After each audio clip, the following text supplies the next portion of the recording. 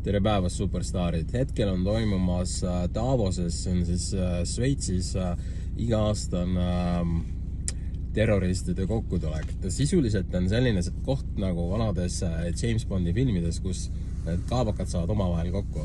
Kes seal on? Seal on nagu põhitüüp, eks ju, see oranž vend on seal kohal, siis enamus Euroopa riikide juhid on seal, siis anti-establishment sangar Elon Musk on seal kohal loomulikult ja kes seal on see Kanada koroonaterrorist on seal kohal, Justin Trudeau, kusjuures nali on selles, et tal on nüüd girlfriend on Katy Perry ja nende see teema, millega nad seal esinesid, sisuliselt oli sellest, et on vaja süsiniku jalajälge vähemaks, eks ju, et orjad peavad süsiniku jalajälge vähemaks võtma, ise nad tulevad kõik eralennukitega. Pluss Katy Perry käis seal jutumärkides kosmoses siin mingi aasta tagasi või nii, kus oli ühesõnaga viidi üles selle asjaga, aga ta tegelikult ei käinud kosmoses vaba langemise peale seal hõljus, et see on veel eraldi hoax. Aga et nad käivad nagu seal nagu näpuga näitamas, et vaata, et sa ei tohi seal liha ei tohi süüa ja siis sul on süsinikukrediidid, et aastas võid äärmisel juhul teha ühe lennukireisi juhul, kui sa üldse liha ei söö ja sööd ainult putukaid. Et need vennad on seal koos ja siis nagu kulminatsioon on nüüd Donald Trump, kes tundub, et ta nüüd Bideniga natuke nagu rolle hakanud vahetama.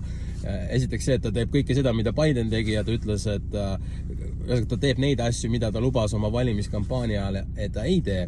Aga lisaks, nüüd kui sa jälgid Donald Trumpist, viimasel ajal ta on läinud nagu, hakkab ka nagu seniilset inimest meenutama, et ta pudistab sõnadega väga ja mis ta seal Davoses ütles, kui ta rääkis Gröönimaa nagu nii-öelda vallutamisest või annekteerimisest, ükskõik mis sõnaga sa seda nimetad, siis ta nimetas Gröönimaad korduvalt Islandiks, et ta isegi ajab juba sükst asju sassi. Ja mis kõige rätsim oli see, et Saksamaa see kantsler või mis iganes ta nimi on, ühesõnaga see, kes Saksamaad esindas, tema ütles, et Euroopa kaitseb Gröönimaad Venemaa eest. Ehk siis olukorras, kus USA ütles, ma võtan ta kas või sõjalise jõuga ära, nüüd meile öeldakse, et see on selle jaoks, et kaitsta Venemaa eest, kuigi Venemaa pole mitte kunagi seda jutuks võtnud nagu. Et me elame sellises hullumajas, nagu öeldakse.